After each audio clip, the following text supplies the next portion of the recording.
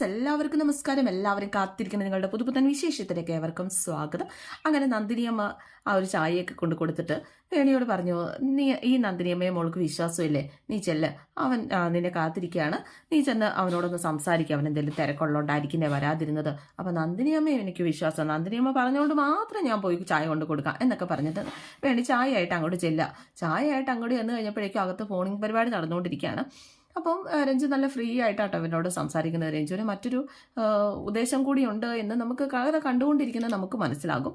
എന്തായാലും രഞ്ജു സംസാരിക്കുന്നത്, എനിക്കിപ്പോൾ ഒരു ഹോസ്റ്റൽ അല്ല കിട്ടിയിരിക്കുന്നത്, ഇപ്പോൾ കിട്ടിയിരിക്കുന്ന ഒരു വീടാണ്. ആ വീടിൻ്റെ മുകൾ ഭാഗത്താണ് ഞാൻ താമസിക്കുന്നത്. താഴെ ഒരു മോളിയാൻറ്റി ഉണ്ട്, നല്ല അടിപൊളി ക്യാരക്ടറാണ്.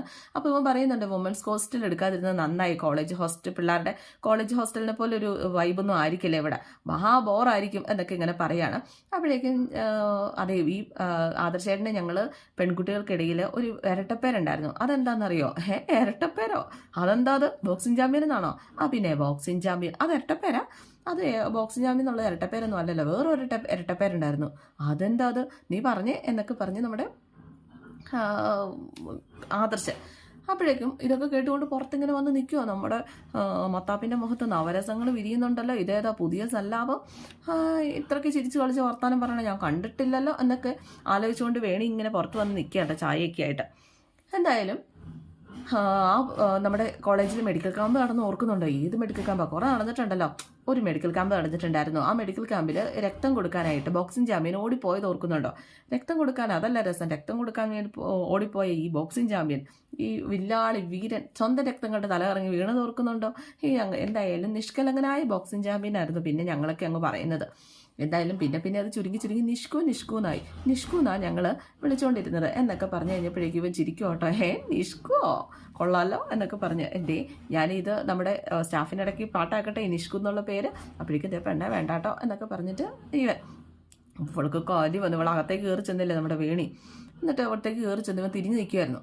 ഇവരെ പിടിച്ചങ്ങോട്ട് തീർച്ചു ചേർത്തത്, നിങ്ങൾ ആരോടാ മത്താപ്പ ഈ ചിരിച്ചു കൊഞ്ചിക്കൊഴഞ്ഞ് സംസാരിക്കുന്നത്, ഇതാരോടാ മത്താപ്പ, കുറേ നേരമായല്ലോ എന്നൊക്കെ പറഞ്ഞ്. ഈശ്വരൻ, നമ്മുടെ ആദർശി പേടിച്ചു പോയി. വേണ്ടി തെറ്റിദ്ധരിച്ചാലോ എന്നൊരു പേടി, അതുകൂടാതെ ഈ ഇവള് മത്താപ്പയെന്ന് വിളിക്കുന്നത് ഈ പറയുന്നതൊക്കെ രഞ്ജു കേട്ടാലോ എന്നൊരു പേടി. എന്തായാലും രഞ്ജു ഇത് കേൾക്കുകയും ചെയ്തു കേട്ടോ. പെട്ടെന്ന് തന്നെ രഞ്ജുനോട് പറഞ്ഞു, ഞാൻ വിളിക്കാം എന്ന് പറഞ്ഞിട്ട് കോള് കട്ട് ചെയ്തു. എന്നിട്ട് ഇവൻ അവിടെ നിന്ന് എസ്കേപ്പ് ആകാൻ നോക്കുക. അവിടെ നിന്ന് അങ്ങോട്ട് ഈ ചായ അങ്ങോട്ട് കുടിച്ചാൽ, നിങ്ങൾ ആരോട് സംസാരിച്ചാലും വേണ്ടില്ല, നിങ്ങൾ ഈ ചായ അങ്ങോട്ട് കുടിക്കും. രഞ്ജുവിൻ്റെ കാര്യം ഇവളോട് പറഞ്ഞാലോ? വേണ്ട, ഇവിടെ തെറ്റിദ്ധരിക്കാനാ ചാൻസ്, എന്നാലും പറയാം എന്നൊക്കെ പറഞ്ഞിട്ട്, അത് വേണി എന്ന് പറഞ്ഞപ്പോഴേക്കും, നിങ്ങൾ ഒരു കാര്യം പറയണ്ട എന്നോട്, നിങ്ങൾ എന്നെ പറ്റിച്ച ആളല്ലേ, നിങ്ങളുടെ ഒരു കാര്യം എനിക്ക് കേൾക്കണ്ട, നിങ്ങൾ എന്നെ വെറുതെ ആശിപ്പിച്ച ആളാണ്, അതുകൊണ്ട് മിണ്ടണ്ട എന്നും പറഞ്ഞിട്ട് വേണി ഇവളോട് ഇപ്പം പറഞ്ഞാൽ ശരിയാവത്തില്ല എന്നും പറഞ്ഞ് നമ്മുടെ ഇവനിങ്ങനെ നിൽക്കുക. എന്നിട്ട് വേണി പറഞ്ഞു, അല്ല നിങ്ങളിപ്പോൾ എന്താ പറയാൻ തുടങ്ങിയില്ലോ എന്ന് പറഞ്ഞു കഴിഞ്ഞപ്പോഴേക്കും, സോറി, നിന്നെ വെയിറ്റ് ചെയ്യിപ്പിച്ചതിന് സോറി, ശരി എന്നും പറഞ്ഞിട്ട് വേണി അവിടെ നിന്ന് പോയി വീണ്ടും നിൽക്കുക. ഇനി ഫോണിംഗ് പ്രോഗ്രാം എല്ലാം നടക്കുന്നുണ്ടോ എന്നറിയാൻ വീണ്ടും പോയി മറിഞ്ഞിങ്ങനെ നിൽക്കുക. പിന്നെ കാണിക്കുന്നത് നമ്മുടെ കുട്ടി ശങ്കരൻ ഗൗരിയുടെ ഗൗരിയുടെ അരികിലേക്ക് വരികയാണ്. പ്രൊഫസറുടെ മോളെ, അപ്പോൾ ഉച്ചയ്ക്ക് പോയതല്ലേ, ഇത് എവിടെയായിരുന്നു എന്നൊക്കെ ഇങ്ങനെ ചോദിക്കുകയാണ്. ഇന്ന് ഉത്രാളിക്കാവ് പൂരമായിരുന്നു, മിസ്സാക്കാൻ പറ്റത്തില്ല, അപ്പം എന്നെ കൂട്ടാതെ ശംഖുപൂരത്തിന് പോയതല്ലേ എന്ന് ഗൗരി ചോദിച്ചപ്പോൾ, നിന്നെയും കൂടെ കൊണ്ടുപോകണമെന്ന് തന്നെയായിരുന്നു കൊണ്ടുപോകണമെന്നായിരുന്നു, പക്ഷെ എൻ്റെ ഒപ്പം അജിത്തും ജോജും ഒക്കെ ഉണ്ടായിരുന്നോ? പിന്നെ കമലയിടത്തേക്ക് വയ്യാണ്ടൊക്കെ ഇരിക്കുകയല്ലേ, നിനക്ക് വരാൻ പറ്റിയില്ലെങ്കിലോ, അതുകൊണ്ടാണ് കേട്ടോ നിന്നെ വിളിക്കാതിരുന്നത്. തൃശ്ശൂർകാർക്ക് പൂരം എന്ന് പറഞ്ഞൊരു ഭ്രാന്തല്ലേ എന്ന് ഗൗരി ചോദിച്ചു കഴിഞ്ഞപ്പോഴേക്കും, പിന്നില്ലേ പൂരം അത്രയ്ക്ക് രസമാണോ? പിന്നില്ലേ, പൂരം എന്ന് പറയുന്ന സാധനം ഉണ്ടല്ലോ, അത് പറഞ്ഞു കേട്ടിട്ട് കാര്യമില്ല, നേരിട്ട് പോയി കാണണം, എന്നാലാണ് അതിൻ്റെ ഒരു ഫീല് നമുക്ക് അറിയാൻ പറ്റുള്ളൂ. 3 ദേശക്കാരുടെ പൂരം പഞ്ചവാദ്യത്തോടു കൂടിയാണ് തുടങ്ങുന്നത്. അപ്പം ഞങ്ങളുടെ പൂരക്കഥയാട്ടോ. 3 ദേശക്കാരെന്ന് പറഞ്ഞാൽ ആരൊക്കെയാണെന്ന് ഗൗരിക്ക് അറിയാവോ? അപ്പോൾ ഗൗരി പറഞ്ഞു, ഇല്ല, എനിക്കിതിനെക്കുറിച്ചൊന്നും അറിയാൻ പാടില്ല. ഈ എന്തോരം പഠിപ്പുണ്ടായിട്ട് എന്താ കാര്യം ഇതൊക്കെ അറിയണ്ടേ ഗൗരി? അപ്പോൾ ഗൗരി, പറ.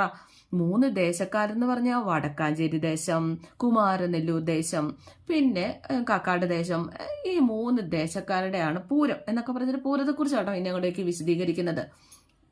വടക്കാഞ്ചേരി ദേശം ഉണ്ടല്ലോ, അവരുടെ പഞ്ചവാദ്യം കഴിഞ്ഞ് ഉത്രാളിക്കാവിലേക്ക് അങ്ങോട്ട് പിടിക്കും. പിന്നെ നെല്ലിക്കാടും കുമാരനെല്ലൂരും അമ്പലത്തിൽ വന്നിട്ട് പിന്നെ അവിടെയാണ് പഞ്ചവാദ്യം. 2 ടീമിൻ്റെയും ഗംഭീരമായ ഒരു കൂട്ടിയെഴുന്നള്ളിപ്പുണ്ട്.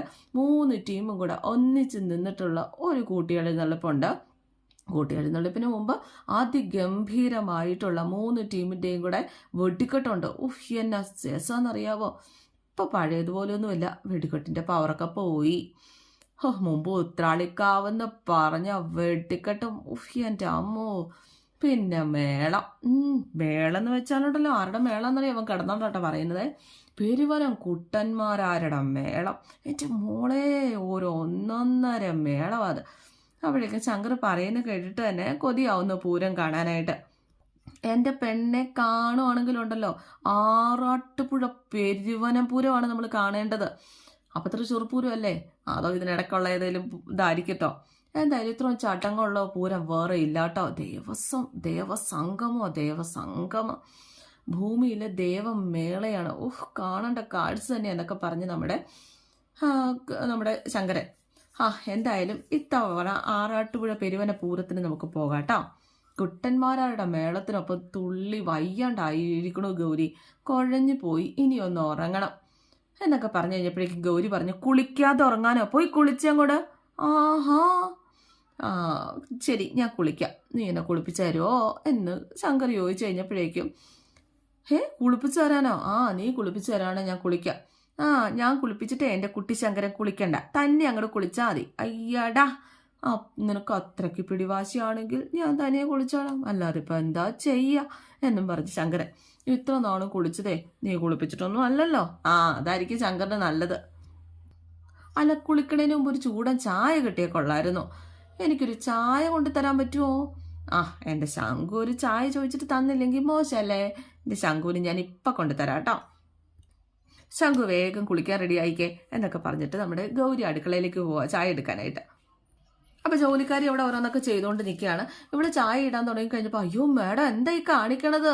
വേണ്ട മേഡം, മേഡത്തിന് ചായ ഞാനിട്ട് തരാം. മേഡം ഇനി ഇവിടെ ഒരു പണിയും ചെയ്യണ്ട, മേഡത്തിൻ്റെ ജോലിയൊക്കെ പറഞ്ഞാൽ മതി, ഞാൻ ചെയ്തോളാം.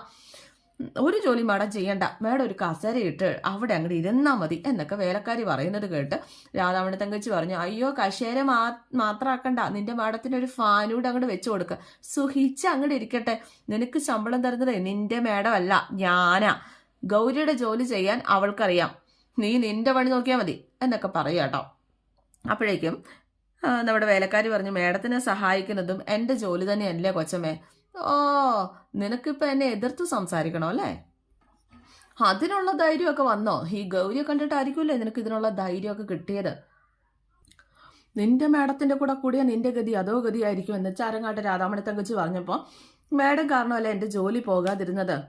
ഗൗരി, നീ ആള് കൊള്ളാലോ, ഈ എന്നെ അനുസരിച്ചിരുന്ന ഇവളെ നീ നിന്റെ പക്ഷത്താക്കിയല്ലേ, കൊള്ളാലോടി നീ. അപ്പൊ ഗൗരി പറഞ്ഞു, അമ്മേ ഇവരെ ഞാൻ സഹായിച്ചു എന്നുള്ളത് ശരിയാണ്, അത് അമ്മ കരുതുന്ന പോലെ എൻ്റെ പക്ഷത്താക്കാനോ ഒന്നിനു വേണ്ടിയിട്ടായിരുന്നില്ല.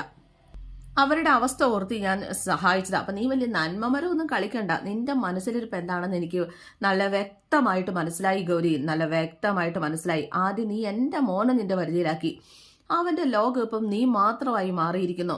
വെറും പെൺകോന്തനാക്കി എൻ്റെ മോനെ നീ മാറ്റിയിരിക്കുന്നു. അതിനുശേഷം അതിവിദഗ്ധമായിട്ട് നീ ഇവളെയും നിന്റെ സൈഡിലാക്കി. മാമല പിന്നെ പണ്ടേ നിന്റെ സൈഡിൽ തന്നെയാണ്. പതിയെ പതിയെ ഈ വീടിന്റെ അധികാരം നിന്റെ കൈക്കുള്ളിലാക്കാൻ വേണ്ടിയിട്ടാണ് നീ ശ്രമിച്ചുകൊണ്ടിരിക്കുന്നതെന്ന് എനിക്ക് നല്ല വ്യക്തമായിട്ട് മനസ്സിലായി. ഗൗരി, നീ പക്ഷെ ഒരു കാര്യം മറക്കരുത്, നിനക്കെതിരെ നിൽക്കുന്നത് ഈ ഞാനാണ്. ഈ രാധാമണി തങ്കച്ചി ഒറ്റയ്ക്ക് ഞാൻ നിൽക്കൂടി നിനക്കെതിരെ. ചെമ്മീൻ ചാടിയ മുട്ടോളം പിന്നെ ചാടിയ ചട്ടിയില്, കേട്ടിട്ടില്ല എൻ്റെ ഗൗരി മാഡം? എന്നെ സംബന്ധിച്ചിടത്തോളം ശ്യാമപ്രസാദിന്റെ മകൾ വെറും പുഴുവാണ്, വെറും പുഴു. രാധാമണി തങ്കച്ചി ഇതും പറഞ്ഞങ്ങോട്ട് പോയി. അപ്പോഴേക്കും വേലക്കാരി ചോദിച്ചു, മേഡം എന്തിനാ ഇതൊക്കെ സഹിച്ചിങ്ങനെ നിൽക്കണത്? 4 വർത്താനം അങ്ങ് ഇവിടെ പറഞ്ഞുകൂടായിരുന്നു. അപ്പം ഞാനും അമ്മയും തമ്മിൽ പല പ്രശ്നങ്ങളും കാണും, ഇതിനിടയ്ക്ക് കയറി നിങ്ങൾ ഇടപെടണ്ട. അല്ല, മേഡത്തിന് ഓരോന്നൊക്കെ പറയുമ്പോൾ എനിക്ക് പോലും സഹിക്കണില്ല. സഹിക്കാൻ പറ്റുന്നില്ലെങ്കിൽ നിങ്ങൾ പൊക്കോ, നിങ്ങളിവിടെ ജോലിക്ക് നിൽക്കണ്ട. ഗൗരിയുടെ തക്ക മറുപടി കേട്ട് വേലക്കാരിക്ക് മനസ്സിലായി ഇവിടെ കുത്തിത്തിരിപ്പുണ്ടാക്കാൻ പറ്റില്ല എന്ന്. മേഡം എന്നെ പിരിച്ചു വിട്ടാലും വേണ്ടില്ല, പറയാനുള്ളത് ഞാൻ പറയും. ഈ കുടുംബത്തിന്റെ അധികാരം കൈവിട്ടു പോകുന്നുള്ള പേടിയാണ് കൊച്ചമ്മയ്ക്ക്. മേഡം ഇതിന്റെ ഈ അധികാരം പിടിച്ചെടുക്കണം മേഡം. എന്നിട്ട് കൊച്ചമ്മയുടെ അധികാരം കളയണം. അപ്പോഴേക്കും നിങ്ങളുടെ വരുമാനം പ്രതീക്ഷിക്കുന്ന ഒരു കുടുംബത്തെക്കുറിച്ച് ഓർത്ത് മാത്രമാണ് ഞാൻ നിങ്ങളെ സഹായിച്ചത്, അല്ലാതെ അതിന് മറ്റൊരു അർത്ഥവുമില്ല. അതുകൊണ്ട് എന്നോട് കൂടുതൽ അതിന് സംസാരത്തിന് വരണ്ട, മനസ്സിലായല്ലോ അല്ലേ? അപ്പോഴേക്കും വേലക്കാരി പറഞ്ഞാൽ മനസ്സിലായി. മറ്റുള്ളവരുടെ കുറ്റവും കുറവും പറഞ്ഞു നടക്കുന്നവരെ എനിക്കിഷ്ടമല്ല. പിന്നെ ഈ വീടിന്റെ അധികാരം എന്നും അമ്മയ്ക്ക് തന്നെയാണ്. നിങ്ങളുടെ ജോലി നിങ്ങൾക്ക് നഷ്ടപ്പെടാതിരിക്കാൻ ഞാനൊരു കാരണമായി എന്ന് മാത്രമേ ഉള്ളൂ. തീരുമാനമെടുത്തത് അമ്മയാണ്. നിങ്ങളത് മനസ്സിലാക്കണം. അമ്മ സമ്മതിച്ചില്ലായിരുന്നുവെങ്കിൽ നിങ്ങളുടെ ജോലി നിങ്ങൾക്ക് തിരിച്ചു കിട്ടത്തുമില്ലായിരുന്നു. ആ അമ്മയാണോ നിങ്ങളിപ്പോൾ കുറ്റം പറയുന്നത്? ഇനി മേലിൽ എൻ്റെ മുന്നിൽ വെച്ചിട്ട് അമ്മയെ കുറ്റപ്പെടുത്തരുത്. അങ്ങനെ എന്തെങ്കിലും നിങ്ങളിൽ നിന്നുണ്ടായാൽ ഞാനായിരിക്കും നിങ്ങളെ ഇവിടെ നിന്ന് പുറത്താക്കുന്നത്. മനസ്സിലായോ? അപ്പോൾ വേലക്കാരി മനസ്സിലായി, ഇനി ഇത് ആവർത്തിക്കില്ല എന്നും പറഞ്ഞിങ്ങനെ നിൽക്കുക. അവിടെ വേലക്കാരി പമ്മി നിന്നിട്ട് ഞാൻ സഹായിക്കാം, എൻ്റെ ജോലികൾ ചെയ്യാനായിട്ട് എനിക്കറിയാം, നിങ്ങളെ ഏൽപ്പിച്ചിരിക്കുന്ന ജോലികൾ ചെയ്താൽ മാത്രം മതി, എൻ്റെ ജോലി ചെയ്യണ്ട എന്ന് പറഞ്ഞ് ഗൗരി ചായ എടുത്തുകൊണ്ട് പോകാൻ തുടങ്ങുക. പിന്നെ കാണിക്കുന്നത് രാധാമണി തങ്കച്ചിയും ഈ വേലക്കാരിയും കൂടെ നിന്ന് പൊട്ടിച്ചിരിക്കുന്നതാണ്. അതായത് ഇതൊക്കെ ഇവരുടെ പ്ലാനായിരുന്നു. ഗൗരിയോടൊപ്പം വേലക്കാരി നിൽക്കുന്നുവെന്ന് ഗൗരി ഒന്ന് മനസ്സിലാക്കി കൊടുക്കാൻ വേണ്ടിയിട്ടുള്ള ഒരു പ്ലാനായിരുന്നു.